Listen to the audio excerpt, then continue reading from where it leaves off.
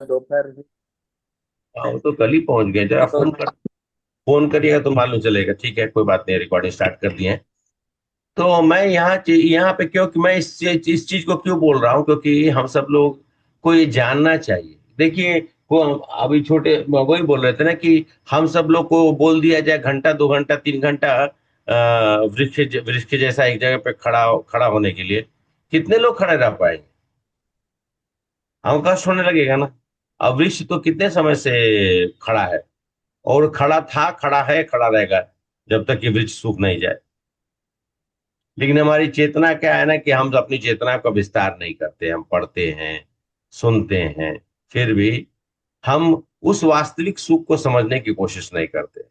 हमारे लिए वास्तविक सुख सुख जो है अच्छे कपड़ा पहनना, अच्छा खाना खाना, अ, अच्छे जगह, अच्छे घर में रहना, यही हमारे लिए, जो कि निम्नतः मनुष्य के लिए निम्न प्रकार की जरूरी है। कोई भी आप ऐसा नहीं बोल सकते कि मनुष्य को ऐसा रिक्वायरमेंट है। मनुष्य के लिए रिक्वायरमेंट रोटी कपड़ा और मकान का जो है कंसेप्ट में, मतलब दिन में दो दो बार अगर भोजन ठीक से मिल जाए वो बहुत है। सोने के लिए एक 6x6 का जगह मिल जाए वो भी उचित है। अब फिर मनुष्य क्या करता है? उसके लिए फिर पंखा होता है, पंखा के बाद बहुत बहुत गर्मी लगती है, एसी लगा लेता है। फिर एसी लगा लेता है तो बिजली का बिल आता है, बिजली का बिल आता है तो फिर क्या करना, तो बिजली का बिल पे करना है। तो उसके लिए क्या करना पड़ेगा? मजदूरी करना पड़ेगा खत्म। मजदूरी करनी पड़ेगी। तो मतलब सीक्वेंसली अगर देखा जाए, और जब मजदूरी करेंगे तो क्या होगा? सुख और दुख, हम जो है ना दुख का अनुभव करेंगे। ये वास्तविक रूप से अगर देखा जाए तो हम सब लोग भौतिक संसार में क्या, अपने आप को अगर आप प्रश्न पूछेंगे, क्या हम प्रश्न है? क्या मैं पूरे वर्ष तक खड़े रह के प्रश्न हो सकता हूं? मतलब पूरे वर्ष तक खड़े होने का तात्पर्य यहाँ पे है, जैसे हम सब लोग जो है ना, मैं रिलायंस में काम करता हूँ, पूरे साल भर जो है खूब मेहनत करते हैं, खूब मेहनत करते हैं। गधों के जैसा इधर से उधर, उधर से उधर, जो भी होता है। और अंत में जब अप्रेजल होता है तो कंपनी क्या रख दो बोलती आज है? तो कोई नहीं चल रहा। बाहर रख दो जाए कि कपड़ा लगा हुआ है। तो हम कंपनी क्या बोलती है? कंपनी का पॉलिसी है कि हम एक्सीलेंट सिर्फ एक ही आदमी को दे सकते हैं, और वेरी गुड 2 आदमी को दे सकते हैं, बाकी सबको गुड दे देते हैं या फिर एवरेज दे देते हैं। मेहनत तो सबने किया है, लेकिन उनके अनुसार, या जो सामने वाला व्यक्ति है वह कितना प्रशिक्षित है कि हम सब लोग को, हमारी जो मेहनत को वह 1 सेकंड या 5 मिनट या 10 मिनट के अंदर में हम सब लोग को बता देता है कि आपने साल में मेहनत नहीं की है। और कुछ लोग बेचारे इतने दुर्भाग्य होता है, पूरे साल भर मेहनत करते हैं और फिर भी उसको एवरेज करके उसको इंक्रीमेंट भी नहीं मिलता है, बाकी बोनस तो छोड़ दीजिए। तो ये तो परिवार, ये तो है इस भौतिक जगत का आधार। लेकिन फिर भी हम सब लोग वही कर रहे हैं। कोई छोड़ता है कर का? बता दीजिए कोई भी वो व्यक्ति हो जो छोड़ दिया हो ये करना। कोई छोड़ दिया है? अर्जुन कहते हैं, सुखम अत्याधिक यत तद बुद्धिग्राम अतीन्द्रिय वेति, अ, वेति यत न कव्यम सितम च कलाति तत्वता। उस आनंदमय समाधि अवस्था में व्यक्ति असीम सुख को अनुभव करता है, जब उसकी इंद्रियां जो है उस सुख को प्राप्त करने के लिए एकाकित होकर, स्थापित होकर, और अपने गंतव्य मतलब अपना जो कार्य है उससे वो विमुख नहीं होता है। बुद्धि का अर्थ ही है विवेक। बुद्धि का अर्थ क्या होता है? बुद्धि को हम लोग क्या बोलते हैं? विवेक। आनंद लेने के लिए बुद्धिमान होना आवश्यक है। और आनंद आनंद लेने के लिए जब बुद्धिमान होना आवश्यक है, तो हम सब लोग पशुओं का जैसा तो बुद्धि का उपयोग नहीं करें ना, अपना विवेक तो कम से कम लगाएं। क्योंकि वास्तविक में हमारी, अच्छा, कहा भी जाता है कि हम सब लोग का जो क्या बोलते हैं उसको, फर्स्ट चार जो हमारी ये है ना, उसमें से पहला होता है हमारी अपूर्ण इंद्रियां। मृत व्यक्ति, अगर देखिएगा मनुष्य का जीवन, जब तक कि आपको पूर्णतः यह बुद्धि या ज्ञान प्राप्त नहीं हो जाए, आप आनंद प्राप्त नहीं कर सकते। मृत व्यक्ति में हाथ, नाक, आंख, कान इत्यादि इंद्रियां, सभी अंग मौजूद है। जो शरीर में सभी कुछ मौजूद है ना, जी लेकिन क्या वो आनंद ले सकता है? नहीं, क्यों नहीं? क्योंकि एक्टिव नहीं है, कॉन्शियसनेस नहीं है ना प्रभु जी। Very good. आध्यात्मिक जो चिंगारी है, जो कॉन्शियसनेस है, वो शरीर से तो निकल चुका है। अब शरीर में कुछ है क्या? कोई भी अगर थोड़ी बुद्धि का गहराई से विचार करेगा तो वो समझ सकता है कि आनंद शरीर नहीं है, बल्कि भीतर की वह जो एक आध्यात्मिक, जिसको हम सब लोग आध्यात्मिक जिस चिंगारी बोलिए, या बोलते हैं ना कि दिखाता है कि एक शरीर से हमारा एक ऐसा रामानंद सागर जी में एक छोटा सा चिंगारी को दिखाता था कि वो निकल के जा रहा है।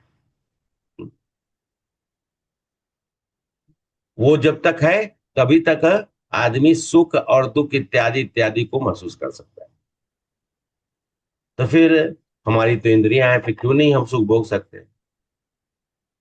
क्योंकि चिंगारी में हमेशा आनंद की क्षमता होती है, और भौतिक शरीर के आवरण के कारण वो हमेशा प्रकट नहीं होती है। हम सब लोग को समझना चाहिए, यह जो अवधारणा हम लोगों ने रखा है कि इस शरीर के माध्यम से हम सुख का अनुभव कर सकते हैं, आनंद का अनुभव कर सकते हैं, वह सही नहीं है। हम सब लोग को प्रायः जिस प्रकार से युधिष्ठिर महाराज अपने शरीर को मानकर, और वह यह सोच रहे थे कि मेरे कारण से पूरा विध्वंस हुआ है या युद्ध हुआ है, मैं सब मतलब सब भाइयों में बड़ा था, मैं चाहता तो मैं इसको रुकवा सकता था, लेकिन वो उनके बस में नहीं थी। वो धर्म युद्ध था जहां पे कृष्ण थे, कृष्ण ने बोला कि अब युद्ध होगा, तो यह युद्ध तो तभी हुआ, यह धर्म युद्ध था। लेकिन युधिष्ठिर महाराज, सब कुछ ज्ञान होने के बावजूद भी वो सुखम अत्यंत की यद तत् वो अनुभव नहीं कर पाते हैं। बुद्धि ग्राहम अतेंद्रियम, वो अपने इंद्रियों को जोड़कर कहां से रखे हुए हैं? वो शरीर से जोड़ के रखे हुए हैं। हम लोग आगे देखते हैं आगे क्या होता है, किस प्रकार से युधिष्ठिर महाराज जब ज्ञान मिलता है, तो हम लोगों ने 2 श्लोक पढ़ा था, आज कोशिश करते हैं 2 श्लोक पढ़ने की, और जो है अनुभव करने का कि और आगे क्या हमसे बताया जा रहा है। इस जीवन का सबसे मूल रूप से हम सब लोग को ये सिखाया जाता है। मैंने आपको ये जो प्रस्तावना या जो प्रिफेस बोलते हैं, जो मैंने आपको कभी बताया, ये जो हमसे बहुत जरूरी है। हर चीज को सीखने के लिए हमें कहीं ना कहीं पे प्रयास करना पड़ता है कि वास्तविकता में क्या, श्रीमद् भागवतम के माध्यम से हम लोग क्या सीखने की कोशिश कर रहे हैं। ठीक है, तो आज हम सब लोग श्रीमद् भागवतम के 10वें अध्याय, प्रथम स्कंद, फर्स्ट कैंटो, चैप्टर नंबर 10, 3 और 4 करने की कोशिश करते हैं। ठीक है, मैं आप लोग के सामने शेयर कर दिया हूँ। ओम नमो भगवते वासुदेवाय। ओम ओम नमो नमो भगवते भगवते वासुदेवाय। ओम नमो भगवते वासुदेवाय। ओम ओम नमो नमो ओम नमो भगवते भगवते वासुदेवाय। ओम नमो भगवते वासुदेवाय। ओम ओम नमो नमो भगवते भगवते वासुदेवाय। नारायण नमस्कृत्य नरम चैव नरोत्तमम् नारायण नमस्कृत्य नरं चैव नरोत्तमं। देवीं सरस्वतीं व्यासं ततो जयमुदीरये। देवीं सरस्वतीं व्यासं ततो जयमुदीरये। नष्टप्रदाय भद्रेषु नित्यं भागवत सेवया। नष्टप्राय भद्रेषु भागवत भागवत सेवया सेवया। भक्ति उत्तम श्लोके भक्ति भवन इष्ट की। भक्ति उत्तम श्लोके भक्ति भवति की इष्ट नैष्ठिकी। की। कृष्णाय वासुदेवाय देवकी नंदनाय च कृष्णाय वासुदेवाय देवकी नंदनाय च नंद गोप कुमाराय गोविंदाय नमो नमः। नंद गोप कुमाराय गोविंदाय नमो नमः। गंध्रा श्रीमद् भागवतम की जय। जय गोपाद की जय। यहाँ उपस्थित सभी जय। माताएं, यहाँ सभी उपस्थित माताएं, प्रभु जी आपकी भी जय हो। हरे कृष्णा। नित्यम भागवत सेव्या हम सब लोग यह तीसरे श्लोक को श्रवण करेंगे और आगे हम लोग उसको समझने की कोशिश करते हैं।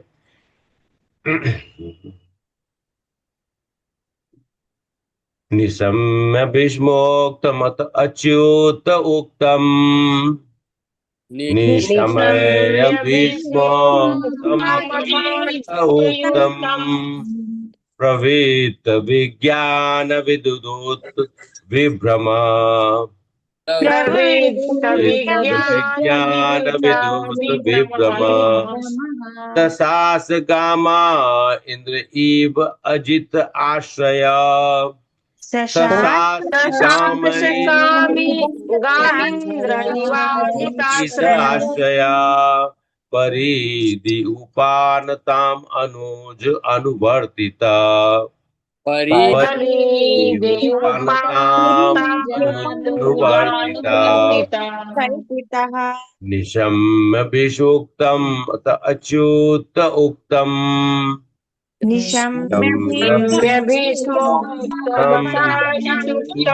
उक्तम, प्रवेत विज्ञान विधूत विभ्रमः, प्रवेत विज्ञान विद्युत विभ्रमः ससास गामेन्द्र इवाजित आश्रय, ससास गामीन्द्र इवाजित आश्रय, परिद्युपान्ताम अनुज अनुवर्तिता,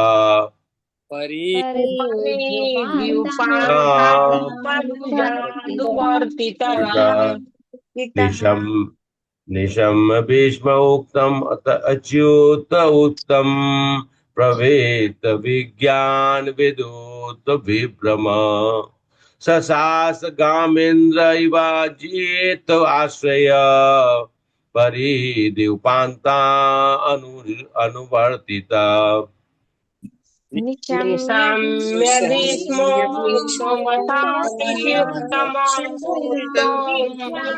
प्रवृत्त विज्ञान विद्युतं विभ्रमः सशास्त्रकामिताश्रय परिद्युपान्ता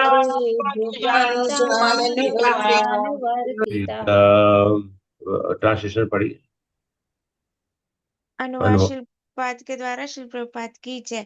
भीष्मदेव तथा अच्युत भगवान श्री कृष्ण ने जो कुछ कहा था उसे से प्रबुद्ध होकर महाराज युधिष्ठिर परिपूर्ण ज्ञान विषयक मामलों में व्यस्त हो गए, क्योंकि उनके सारे संदेह दूर हो चुके थे। इस प्रकार उन्होंने पृथ्वी तथा सागरों पर राज्य किया और उनके छोटे भाई उनका साथ देते रहे। हरे कृष्ण। हरे कृष्ण। कामं वर्षं पर्जन्य, कामं वर्षा पर्जन्या सर्वकामादुधामहि, सर्वकामादुदामहि सर्व काम दुधामहि शुचिषु समव्रजान् गाव, समव्रजान् गाव, पैसा उदस्वती अमुदा, पैसा उदस्वती मुदा, कामं वर्ष पर्जन्य, कामं वर्षं पर्जन्य सर्वकाम दुधामहि, सर्व काम दुधामहि ऋषिचुस्मा व्रजान् गाव, शिशुस्मा व्रजान् गाव पैसा उद्वसति मुदः, पयोषधस्वती मुदा कामं वर्ष पर्जन्य सर्वकाम दुधामहि, शिशुषु सम प्रजान् गाव, पयोषोद उद्वसति मुदः, कामं वर्ष पर्जन्य सर्व काम दुधामहि, शिशु गाव पयोषधस्वती मुदा। पढ़िए ट्रांसलेशन। हरे हरे कृष्णा। अनुवाद। महाराज युधिष्ठिर के राज्य में मनुष्य को जितना भी पानी चाहिए था बादल उतना पानी बरसाते थे और पृथ्वी मनुष्यों की सारी आवश्यकताओं की पूर्ति पर्याप्त मात्रा में करती थी। दूध से भरे थनों वाली तथा प्रसन्न चित्त गायें अन्य गौएं अपने दूध से चारागाही को सिक्त करती थी। हरे कृष्ण। ओम अज्ञानतिमिरान्धस्य ज्ञानाञ्जनशलाकया चक्षुर्मिलितं येन तस्मै श्रीगुरुवे नमः। श्रीचैतन्यमनोभीष्टं स्थापितं येन भूतले स्वयं रूपा कदा मह्यं ददाति सुपदान्तिकं। वन्देऽहं श्रीगुरुश्रीयुतापत्कमलं श्रीगुरु वैष्णवांश्च श्रीरूपं साग्रजातं सगण रघुनाथावितं तं सजीवं साद्वैतं सावधूतं परिजनसहितं कृष्ण चैतन्य देवं श्री राधा कृष्ण पादान् सगणिता श्री विशाखावितं च हे कृष्ण करुणा सिंधु दीन बंधु जगतपते गोपेश गोपिका कांत कांता नमस्तुते तप्त कांचन गौरांगे राधे वृंदावनेश्वरी विश्वानुसुते देवी अमे हरि प्रिय वांछा कल्पतुवश्च कृपा सिंधु एव च पतितानां पावने एभ्यो नमो नमोस्पादाय कृष्ण पृष्ठाय भूतले श्रीमति भक्तिवेदांत स्वामी नामिने नमस्ते सरस्वते देवे गौरवाणी प्रचारिणे निर्विशेष शून्यवादे पाश्चात्य देशतारिणे जय श्री कृष्ण चैतन्य प्रभु नित्यानंद श्री दैत गदाधर शिवासादि गौर भक्त विंद हरे कृष्णा कृष्णा कृष्णा हरे हरे हरे राम राम राम हरे हरे मुखम करोति वाचालं पंगुं लगायते कृं वंदे श्री गुरु दीनतारिणम श्री परमानंद माधवम श्री चैतन्येश्वर राधा मदन मोहन जी की दादा गोविंद जय गोपीनाथ की दादा रमन की दादा माधव की जगन्नाथ बलवा सुभद्रा मैया की जय गौरंगा की जय गौर निताय की जय अनंत कोटि वैष्णव की जय श्री प्रभुपाद की। हरे कृष्णा। तो यहाँ पर देखिए दो चीजों के बारे में वर्णन किया जा रहा है कि युधिष्ठिर महाराज एक तो राजा बनते हैं कहाँ? राजा बनते हैं पूरे भूलोक का। भूलोक का मतलब ये खाली ये जो हम देखते हैं ये नहीं है। कहते हैं इस भूलोक में कितने सागर हैं? सप्त सागर बोलते हैं ना, 7 समुंदर पार। जी। 7 समुद्र, बचपन से कहानियां सुनते हैं हम लोग, नानी दादी लोग कहानी सुनाती थी। 7 समुद्र हैं। घी दही हम्म, अभी तो खारा पानी है ना हम लोग के पास, जो समुद्र है खारा पानी वाला है। इसके बाद शुद्ध पानी है, दूध है, दही है, घी है, मध है, ये सब का सागर है। और इसके साथ किम पुरुष कितने सारे ब्रह्मांड पे जो है ना वो इस भूलोक पर इन सब का साम्राज्य किनको दिया गया? महाराज को, युधिष्ठिर महाराज को। हाँ, और युधिष्ठिर महाराज को कि जितने भी संदेह थे विष्णुदेव और भगवान श्री कृष्ण ने उसको मूलतः जड़ से उसको समाप्त कर दिया था। महाराज युधिष्ठिर चक्रवर्ती साम्राज्य बने, आरूढ़ हुए। तो आज के जैसा नहीं है कि जो है मतलब पहले भी था कि बड़े पुत्र को अधिकार दी जाती थी, लेकिन योग्य होता था उसी को अधिकार दी जाती थी। उस काल में हस्तिनापुर या फिर आज का इंद्रप्रस्थ जो दिल्ली है, ये सभी जो से लेकर जितने भी जो थे वह क्षेत्र, सबका अधिकार युधिष्ठिर महाराज के पास। तो आप लोग का प्रश्न होना चाहिए, तो क्या द्वारका का भी अधिकार उनके पास था? नहीं प्रभु। अच्छा, द्वारका अधिकार नहीं था। नहीं। अच्छा, नहीं था। Okay, very good. और कोई? Anybody else?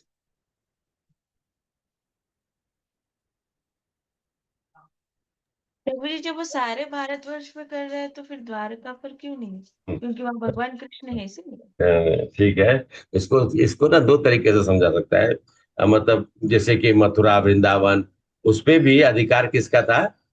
भगवान का ही था प्रभु जी, क्योंकि नहीं, भगवान का अधिकार नहीं था। महाराज पीछे हैं? गार्डियन थे ना प्रभु जी से। युधिष्ठिर महाराज की है ना प्रभु जी? युधिष्ठिर महाराज का ही अधिकार था। आज जैसे कि बाद में युधिष्ठिर महाराज ने परीक्षित महाराज को राजा बनाया, और वो मथुरा वृंदावन के आसपास का क्षेत्र किसके अधिकार में दिया उन्होंने? परीक्षित महाराज ने ही एक्चुअली में उसको दिलवाया। किसको मिला? भगवान श्री कृष्ण के ग्रेट ग्रैंडसन, क्या नाम था उनका? ब्रजनाभ नाभ, ब्रजनाभ। ब्रजनाभ। हाँ, ब्रजनाभ ब्रजनाभ। तो उनको दिया था, लेकिन एक्चुअली में अधिकार, लेकिन वस्तुतः जोगिंदर प्रभु और हम सब लोग को एक एक स्तर पे देखा जाए, भौतिक स्तर पे, मतलब ये इस प्लेटफॉर्म पे देखेंगे तो अधिकार युधिष्ठिर महाराज का था, लेकिन एक्चुअली में मथुरा, वृंदावन, चाहे द्वारका, यह आध्यात्मिक क्षेत्र है। ये आध्यात्मिक क्षेत्र है, इस पे अधिकार किसी का नहीं हो सकता है, भगवान का है। तो मतलब जवाब देने के लिए मैं जैसे पूछा था कि जस्ट ये भूलोक पे अगर कहा जाए तो उस समय में अधिकार युधिष्ठिर महाराज को भगवान श्री कृष्ण दिया, मतलब भगवान कृष्ण भी युधिष्ठिर महाराज के अधीन थे। लेकिन वास्तव में यह क्षेत्र जो है ये तो अचिंत्य क्षेत्र है। ये क्षेत्र, ये प्राकट्य हुआ है यहाँ पर। ये अगर ये भूलोक का ये पार्ट नहीं है, ये एक्चुअली में ये अचिंत्य क्षेत्र है, ये जहाँ भगवान का यह प्राकट किया हुआ उनके हृदय से कहिए कि यह जगह है। तो युधिष्ठिर महाराज अपने छोटे भाई मंत्रियों के साथ में और जितने भी थे साम्राज्य का शासन करते हुए एक आदर्श राजा के जैसा, और भगवान श्री कृष्ण के आदर्श प्रतिनिधि के रूप में भगवान के प्रति, इसलिए भगवान ने उनको बनाया था कि अल्टीमेटली वो तो कृष्ण का ही काम करेंगे।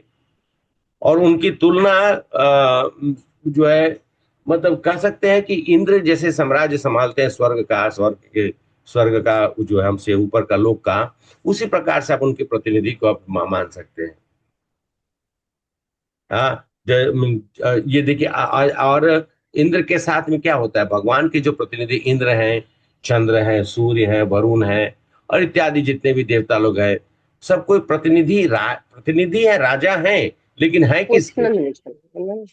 वो सभी जो है शासन चलाते हैं भगवान, म्यूट कर लीजिए, शासन चलाते हैं भगवान के आदेश से। उसी प्रकार से यहाँ पर बताया जा रहा है, प्रभुपाद लिखते हैं कि भीष्मदेव और भगवान अच्युत, मतलब भगवान श्री कृष्ण के ही उपदेश से और उनके बताए हुए मार्ग को, और पूर्णतः जिनको हर वस्तु का ज्ञान था, ये बताया जा रहा है कि युधिष्ठिर महाराज अपने ज्ञान का यूज नहीं कर रहे।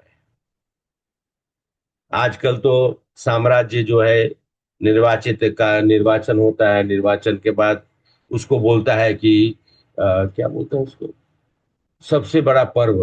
अरे सबसे बड़ा पर्व क्या होता है? वो उनके पास कोई शक्ति नहीं है। वह महाराज युधिष्ठिर की तरह से उनको हम यहाँ पर जोड़ के देखने से, आजकल का क्या है, कुछ भी नहीं कर सकते हैं। इतना ज्यादा वैचारिक विषमताएं हैं कि वो लोग खुद के स्वार्थ के लिए पृथ्वी पर, आप देखिए अभी क्या हो रहा है, पूरा ये हम जो भूलोक हमको दृश्य है, जो हम देख सकते हैं उसके खंड खंड में युद्ध चल रहा है।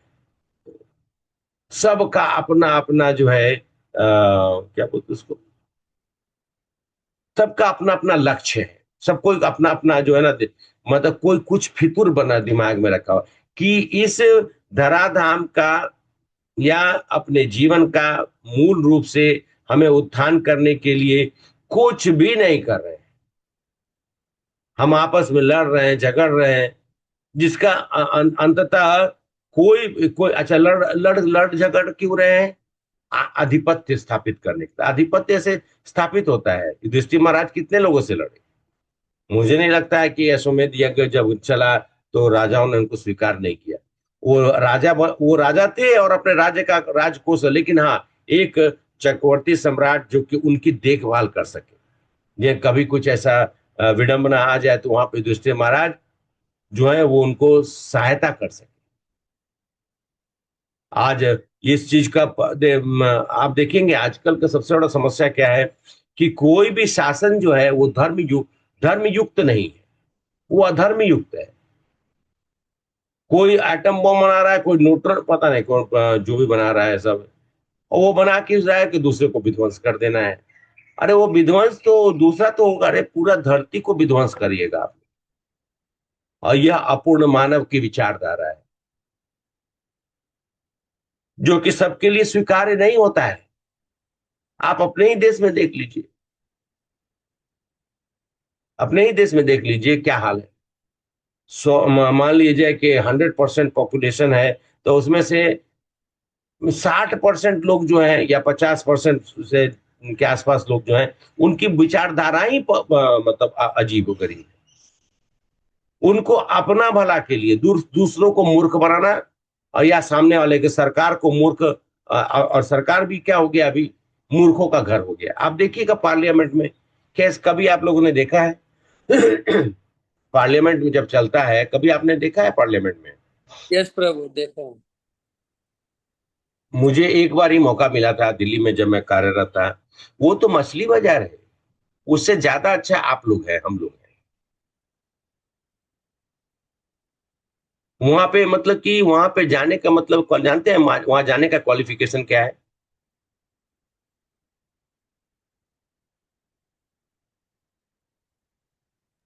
उन जाने का क्वालिफिकेशन क्या है? जितना जितना हाँ बोलिए, करते हैं ऊपर बोलिए। करते हैं तो वही लोग जा सकते हैं।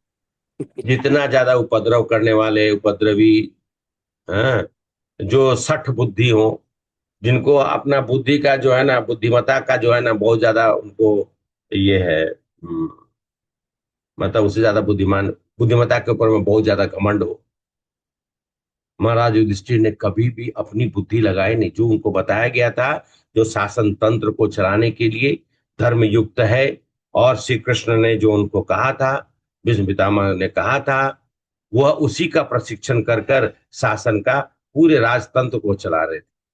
कल्पना करिए, युधिष्ठिर महाराज जैसा पूर्ण राजा आज के राजकाल में हो, तो राज्य, पूरा साम्राज्य कितना सुखी रहेगा। किसी को आपस में द्वेष नहीं, परस्पर ये नहीं, लेकिन हो कैसे? कलयुग है। उस समय में संसार सुखी था, उस समय में ना, मतलब कि वो क्या बोलते हैं, ये तो 5,000 साल पहले की बात कर रहे हैं। उस समय में कोई और था क्या? आजकल जो ना कुछ लोग जो बम बम पहनकर फट जाते हैं, ये सब काम करते रहते हैं। कैसा कैसा ज्ञान दिया है भगवान जाने।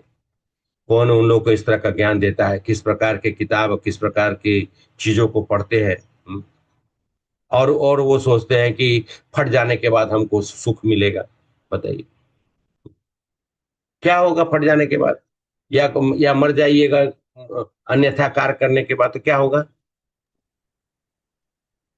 वापस से जीवन में मतलब शरीर तो वैसे ही नहीं मिलेगा ना प्रभु, इमीडिएट ट्रांसफर ऑफ बॉडी तो नहीं। हाँ, वहाँ लटकते भटकते वो रहेंगे। तो वो तो एक चीज है, लेकिन उसके बाद जो आपने कृत्य किया, आपका कितने निम्न जन्म होगा, आपको मतलब उसका हम लोग विचार भी नहीं कर सकते। बिल्कुल प्रभु।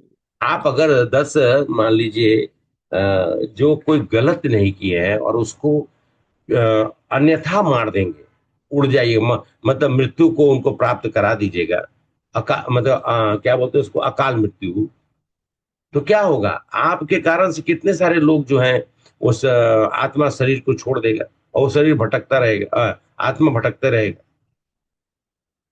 अरे शरीर की भौतिक आवश्यकता को पूर्ण करने के लिए मनुष्य को वस्तुओं की आवश्यकता है, वो परिपूर्ण है, भगवान ने हम लोग को दिया है।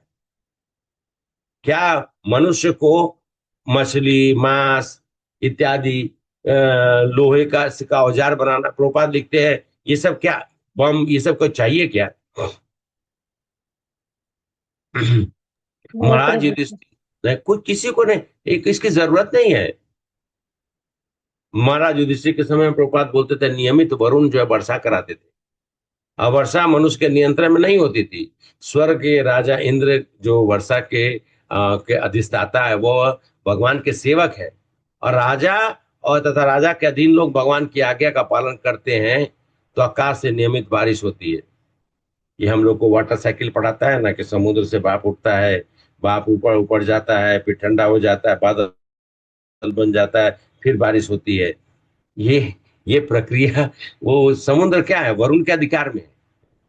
अभी आप देखिए, वो पता नहीं अल्पिनो या अल्नीनो, पता नहीं कौन सा चीज बताते रहते हैं, उसकी वजह से बारिश नहीं होगी। अरे हमारे कर्मों की वजह से बारिश नहीं हो रही है। जितना हम अधर्म करेंगे, बताइए कितना युद्ध में कितना बम फोड़ रहे हैं, क्या क्या कर दे रहे हैं, अग्नि को प्रज्वलित कर रहे हैं, अन्यथा अग्नि को प्रज्वलित कर रहे हैं। कहते हैं ना कि अनियंत्रित कोई भी चीज क्या करता है, विध्वंस करता है। अनियंत्रित मतलब मिसडायरेक्टेड कुछ भी चीज कर रहे हैं, तो क्या होगा? और उसका प्रकोप जो है हम सब लोग वातावरण में देखते हैं। हम सब लोग प्रकृति या वातावरण को शुद्ध कर रहे हैं, यहाँ तक कि भगवान को भी हम लोग एक तरह से दुखित कर रहे हैं। लेकिन हम सब लोग क्या है, हमको तो यही लगता है कि हम कुछ भी कर देंगे। आजकल कृत्रिम बारिश कर देंगे, पता नहीं क्या क्या बोलते रहते हैं, लोगों को तो समझ में नहीं आता है, क्योंकि मेरी बुद्धि तो बहुत कम है। गौ माताएं जो है आजकल रोड पे भटक बोलता है कि कुछ लोग बोलते हैं, अरे आप लोग गौ माता का सेवा क्यों नहीं करते, छोड़ देते हैं आप लोग। ये तो सही बात है। एक गौ माता जो है घर के लिए पूरा सृजन करने के लिए पर्याप्त है। घर घर का पूरा देख रेख करने के लिए अगर एक गौ माता का आप सेवन करते हैं। लेकिन हम सब लोग तो बहुतायत में, हमको तो बहुत, हमको तो नौ नौ लखा हार चाहिए, किसी को 10 करोड़ का साड़ी चाहिए, किसी को 50 करोड़ का गाड़ी चाहिए। तो कहाँ से बारिश होगा? अब भोजन कहाँ से आएगा? भोजन डायमंड से आप भोजन खरीद लीजिएगा, बना दीजिएगा।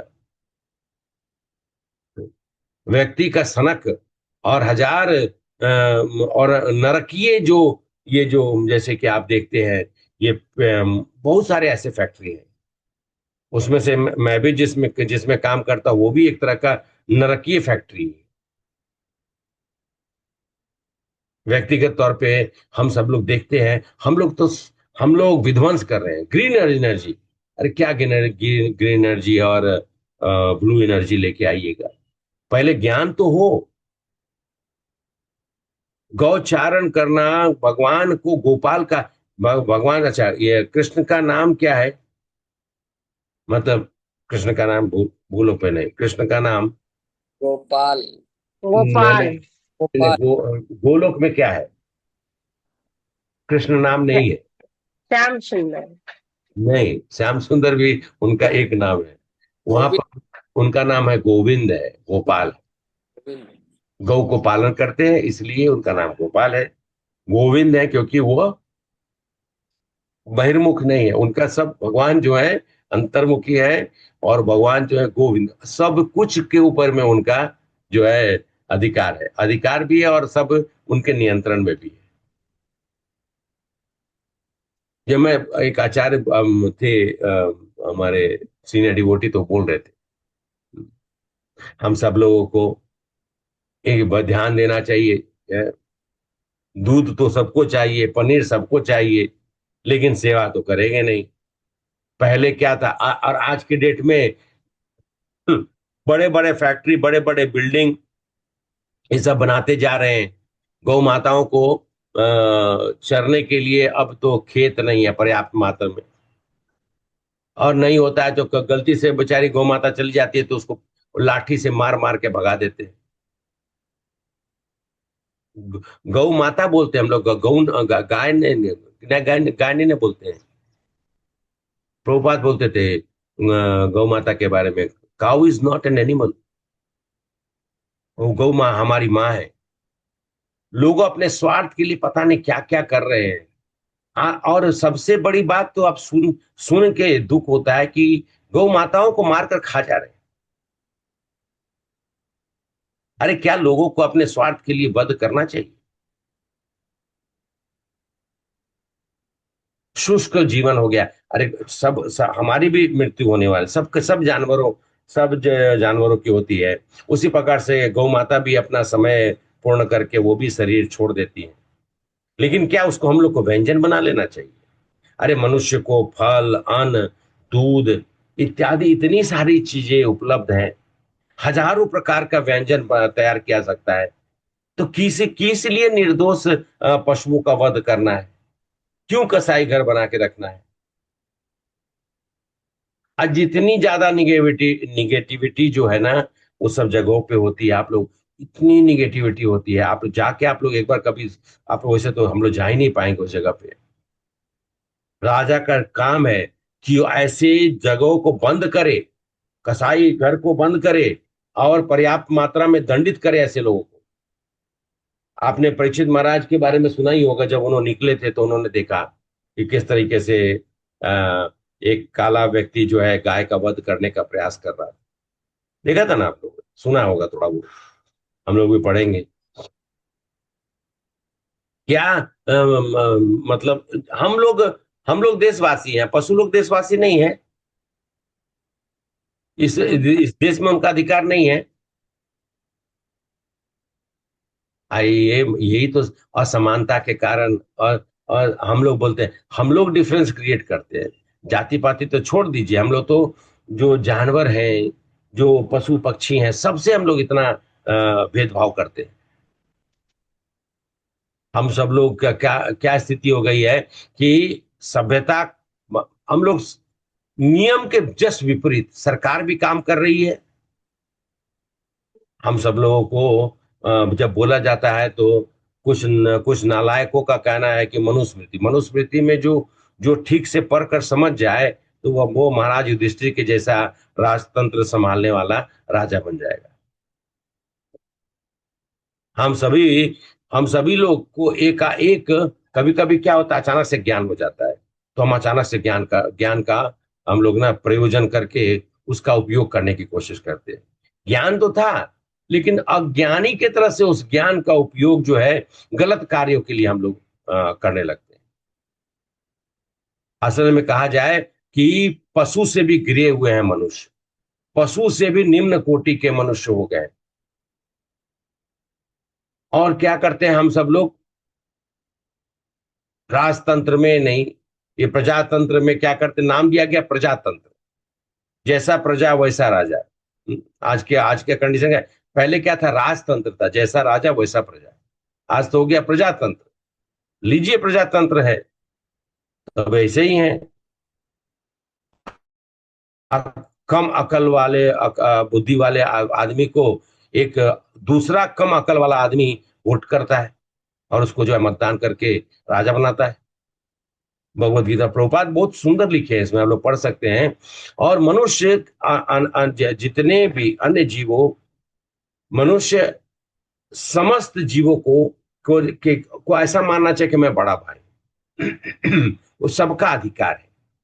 सब पशुओं की अपेक्षा हम सब लोग को थोड़ी बुद्धि दी गई है हमको, जिससे कि हम उस मार्ग को और परमेश्वर का, भगवान का जो हमें बताया गया वह संकेत देते हैं, उसको समझकर क्या कृत्रिम मतलब कि टेम्पररी विलासिता, मतलब वैभव या इंद्र तृप्ति के लिए जो है हमारी जो लोभ है, कृत्रिम लोभ है, या फिर जो हमारी अंदर की एक अज्ञान रूपी हमारी जो चेतना है, जो हम सोचते हैं हम लोग आर्थिक विकास का प्रयास कर रहे हैं। क्या प्रयास कर रहे हैं, पूरे नदी को हम सब लोगों ने जहरीला बना दिया। मानव सभ्यता का हम लोग सब लोग विध्वंसी कर रहे हैं। ये सभ्यता दी गई थी भगवान को प्राप्ति करने के लिए, लेकिन आज ये हो गया कि हम लोग सब लोग जो हैं कुत्ते बिल्ली के जैसा, कुकर सुकर के जैसा हम लोग जीवन जी रहे हैं। हमारे जीवन का कोई उद्देश्य नहीं रह गया है। मैंने हम लोग को नहीं, मैं हम सब लोग तो जान रहे हैं, कोशिश कर रहे हैं समझने की, लेकिन बाकी लोग के बारे में बोल रहा हूँ। देखिए आपाधापी चालू हो गया है, आवाज आ रही है बाहर में। अचानक से सब जागृत हो गए। कुछ लोग तो ऐसे भी हैं जो 8 बजे जगते हैं और 8:30 बजे ऑफिस पहुंच जाते हैं। अब सोच लीजिए वो क्या क्या नित्य कर्म करते होंगे। कुछ को तो मैं ऑफिस में ब्रश करते देखा। तो ऐसे तो लोग हैं। लेकिन युधिष्ठिर महाराज का साम्राज्य एक नियम और भगवान के का एक अधिकार, जिसका कि उन्होंने ज्ञान देकर उनको प्रयास किया कि युधिष्ठिर महाराज को एक धर्म युक्त पूरा का पूरा साम्राज्य को बनाए, जिस साम्राज्य में सब लोग सुखी रहे। हरे कृष्णा, कोई प्रश्न है तो पूछ सकते हैं। धन्यवाद प्रणाम प्रभु जी। जैसे अभी ये विध्वंस हरे की कर रहे हैं प्रभु, ये जो नेशनल सिक्योरिटी के नाम पे ये मिसाइल टेस्टिंग ये वो सब जो कर रहे हैं, वो भी तो विध्वंस ही हुआ ना प्रभु। इसमें तो कोई दो मत नहीं है, 100% विध्वंस कर रहे हैं। जी प्रभु। अब बोलेंगे क्या करेंगे, दूसरे वाले कर रहे हैं तो हम लोग को अपना तो प्रोटेक्शन करना पड़ेगा। अरे प्रभु, ये लोग मूर्ख हैं, ये लोग ये नहीं जानते हैं, ठीक है, भौतिक स्तर पे जो कर रहे हैं, कि ऐसा विध्वंस है पूरा का पूरा, पूरी की पूरी धरती है, पूरी की पूरी जो प्रजा ही खत्म हो जाएगी। वो ये नहीं जानते हैं कि प्रलय जब आएगा तो सब कुछ समाप्त होगा, क्योंकि पढ़ते नहीं है, समझते नहीं है। वो सोचते हैं कि यही जीवन, जिंदगी ना मिलेगी दोबारा। सब मूर्खों का ये कहते हैं ना कि एकता हो गई सब मूर्खों की। और सब आपस में कभी कोई G20 मीटिंग करता है, उसमें मूर्खों की बात करता है, कभी कोई G100 करता है, कोई पता है क्या करता है, G7 करता है, G4 करता है, कौन क्या मीटिंग करता है। एक भी मीटिंग का निष्कर्ष जो है वह चेतना युक्त, हमें चेतना का विकास करने के लिए हो, ऐसा नहीं। जी प्रभु। हरे कृष्णा। हरे ठीक है, कृष्ण। प्रणाम प्रभु जी। मैं प्रभु अभी ज्वाइन कर लिया प्रभु। अब रिकॉर्डिंग जो है डाल दीजिएगा, लाइव कर दीजिए, ठीक है, यूट्यूब में डाल दीजिएगा। हरे कृष्णा प्रभु। थैंक यू प्रभु जी। ये गुजरात प्रणाम। हरे कृष्ण। हरे कृष्णा प्रभु जी, दंडवत प्रणाम। माता जी, हरे हरे कृष्णा माता जी। प्रभु आप भी होस्ट हैं प्रभु जी, आप भी हैं। हाँ, मैं बंद कर रहा हूँ, बस आप ठीक। सब लोग प्रभु जी, हरे धन्यवाद। कृष्णा, दंडवत प्रणाम। धन्यवाद प्रणाम माता जी। हरे कृष्णा माता जी, हरे कृष्णा। ग्रंथराज श्रीमद भागवतम की जय, श्री प्रभुपाद की जय। जय यहाँ उपस्थित माता प्रभु जी आपकी भी जय। हरे कृष्णा। वांछा कल्पतरु सिंधु पतिता नाम पावन वैष्णव की जय, श्री प्रभुपाद की जय। हरे कृष्ण। So much.